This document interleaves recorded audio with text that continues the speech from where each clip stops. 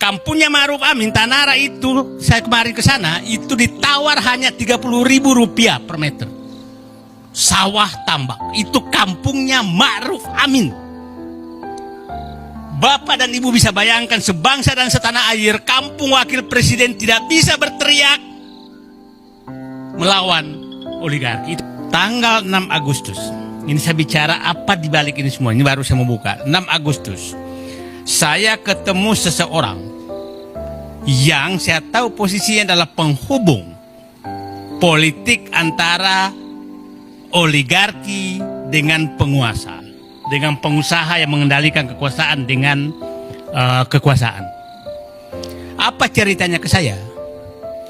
Dia kasih tahu semua skenario bagaimana Mulyono mau mengambil partai. Tanggal 6 Agustus. Sampai nama-nama panitia Munas Golkar pun dia kasih tahu saya. Dan tanggal 9 Agustus, 8 Agustus kan Airlangga dipanggil. Persis yang disampaikan ke saya. Tanggal 10 Agustus Airlangga mundur. Ini pingin pecah kepala saya. Kok negaraku sekarang betul-betul bukan diatur oleh partai politik, betul-betul diatur oleh mereka. Saya diberitahu bagaimana nanti PKB diambil, tanggal berapa diambil. Saya diberitahu PKS bagaimana menyerahkan diri. Saya dikasih tahu. Saya dikasih tahu PKS menyatakan menyerahkan diri. Saya dikasih tahu bagaimana PAN diperpanjang lagi menjadi 3 kali padahal ADRT-nya diubah. Dan dia bilang menyatakan itu pasti selesai semua sebelum pilkada, sebelum penetapan gubernur. Jadi ini yang bikin saya, apa sudah saatnya saya harus mati menghadapi begini semua ini. Karena sudah nggak ada lagi yang berkuasa kecuali mereka. Bayangkan dia bisa ketua penyelenggara Munaslup Golkar dia bisa tentukan, bukan ketua umumnya lagi, ketua penyelenggaranya. Nah, semua bubar karena tangan Allah bekerja. Itu tanggal turunnya kita demo 22 April 22 Agustus kita semua turun demo 21. Dan itu saya berangkat dari rumah hormat bendera ke Medan Juang. Kalau saya nggak balik sudah selesai. Karena di kepala saya inilah hari yang menyelamatkan negeriku. Kalau itu tidak terjadi, semua skenario Mulyono terjadi. Maka apa yang terjadi? Prabowo menjadi boneka Mulyono. Itu yang terjadi. Karena semua sudah diatur. Jadi tangan Allah bekerja tanggal 21. Tidak ada koordinasi apapun. Dan semua bergerak seluruh Indonesia. Kita tahu. Disitulah kita dapat informasi nasionalisme, patriotisme Prabowo muncul. Ini harus dihentikan. Ini harus dihentikan, maka diperintah ke dalam. Dan saya dapat informasi sebenarnya di dalam itu korum. Bukan nggak korum. Tapi patriotisme dan nasionalisme Prabowo menyelamatkan negerinya. Itulah saya katakan, saya bicara dulu sebelum masuk fakta-fakta di lapangan. Saya berharap Prabowo itu, Habibie itu, memuji menjadi murid Pak Harto 30 tahun lebih.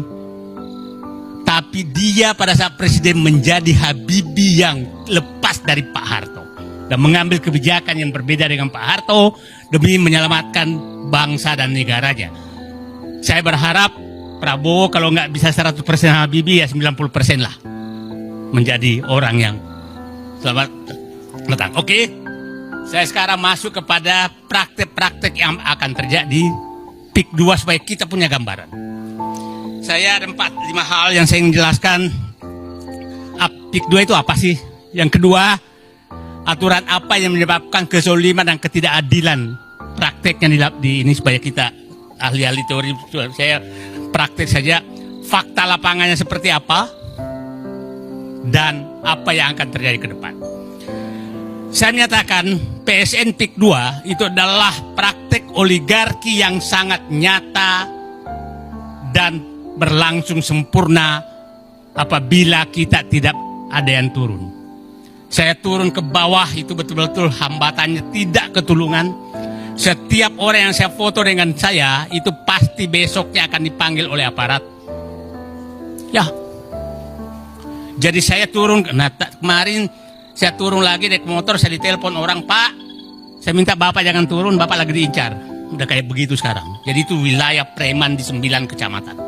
Itu sudah nggak ada pemerintah. Jadi maksud saya, ada wilayah yang pemerintah sudah nggak ada. Itu adalah wilayah PSN PIK 2. Wilayah PSN PIK 2 itu kan ditulis hanya 1.700 hektar menjadi 2.800. Tapi faktanya semua wilayah di 9 kecamatan itu terpampang semua PIK 2. Bukan wilayah yang disebutkan.